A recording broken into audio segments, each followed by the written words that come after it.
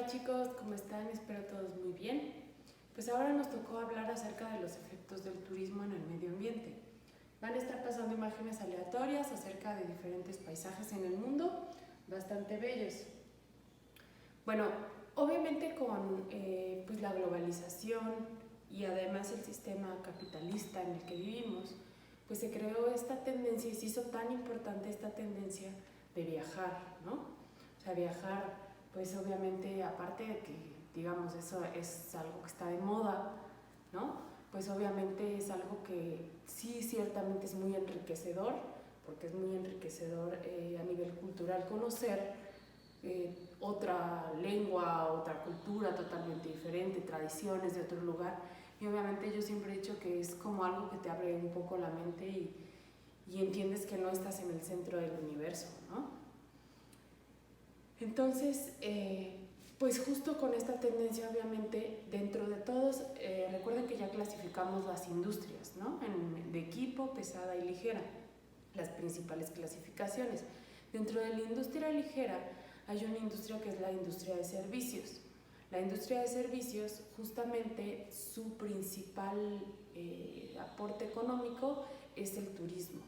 ¿Por qué? Pues obviamente estamos hablando de todos los restaurantes, hoteles, agencias de viajes y todas las empresas que se dedican a prestar servicios, ¿no? A la gente que pues no reside en un lugar específico y que necesita de esos servicios básicos, digamos. Entonces, bueno, estas son la industria de servicios.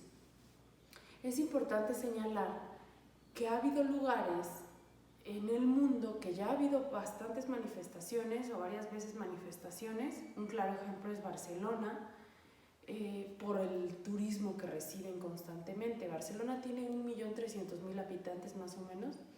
En el 2018 recibió 30 millones de visitantes. Entonces hubo manifestaciones porque la gente ya estaba como harta, obviamente no los prestadores de servicios, ¿no? Que pues obviamente esto genera una gran derrama económica en el lugar, pero sí la gente que vive ahí y que ha crecido ahí y que pues trabaja en ese lugar y no depende directamente del turismo. ¿Por qué? Porque pues obviamente altera a nivel cultural el turismo, ¿no? En cierto punto a la gente que está alrededor. Es importante señalar que una de las cosas que más contaminan el ambiente son, por ejemplo, los vuelos intercontinentales. Los vuelos intercontinentales son obviamente los que se hacen entre continentes, ¿no? Son pues mucho más largos. Estamos hablando de vuelos pues que obviamente son a lugares mucho más lejanos, de 13, 15 horas hasta más. Y estamos hablando de aquellos vuelos que se hacen con estos aviones famosos Boeing, que son muy grandes, que utilizan combustible fósil y obviamente emiten un montón de CO2 al ambiente. Entonces, ahora, justo además con el coronavirus, el otro día había leído una noticia que decía que ya había una propuesta del gobierno de Dinamarca específicamente, que quería reducir un poco estos viajes de lujo, de turismo de lujo, ¿no? ¿Cuáles son los viajes de turismo de lujo? Pues obviamente los que haces simplemente viajes de placer, que les decimos, ¿no? O sea, estos viajes en los cuales no tienes necesidad de ir, o sea, una necesidad de trabajo, ni una necesidad de porque esté alguien ahí viviendo, ni nada, sino simplemente para conocer el lugar al que estás yendo, ¿no? Entonces, bueno, hablaban mucho de reducir este tipo de viajes. ¿Por qué? Por pues, todos los efectos que hay en el ambiente. Ha habido también ya lugares que eran vírgenes, se llaman lugares vírgenes, a los que no tienen contacto con el ser humano, que están de forma natural desde hace muchísimo tiempo y no tienen intervención de los seres humanos. Y ya ha habido gente, por ejemplo, que llega a esos lugares, los publica. Hay un caso famoso de una playa de Nayarit que pues publican que están ahí, entonces se hizo como viral eso y empezó a recibir muchos turistas.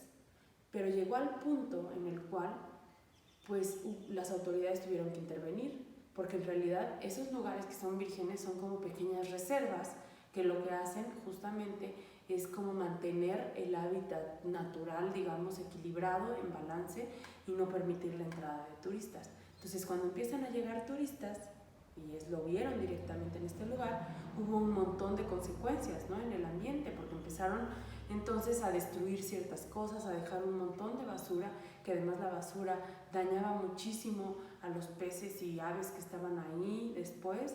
Entonces se tuvo que cerrar completamente y de hecho las autoridades pues tuvieron que hacer hasta redadas para prohibir el acceso a ese tipo de playas, ¿no?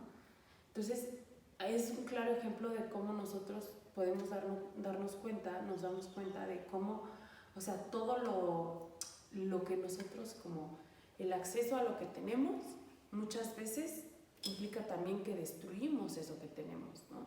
Entonces no es que sea algo que esté mal, probablemente nos falta como mucha conciencia más bien para hacer un turismo en el cual pues no dañemos realmente de esa manera a los lugares. Se habla mucho también de los grandes hoteles o grandes cadenas hoteleras, de como toda la construcción que hacen en un lugar que era totalmente virgen y natural y que era muy enriquecedor para el medio ambiente, y cómo pues también lo terminan, ¿no? O sea, pues lo destruyen obviamente para construir un hotel gigante.